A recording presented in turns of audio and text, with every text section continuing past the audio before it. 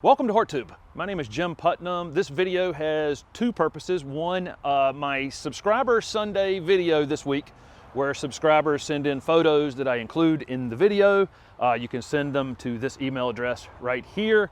I am going to start off that video with a question and answer. So any questions you have, put them at the bottom in the comment section of this video, and I will pick from those and answer some of those on the subscriber Sunday video.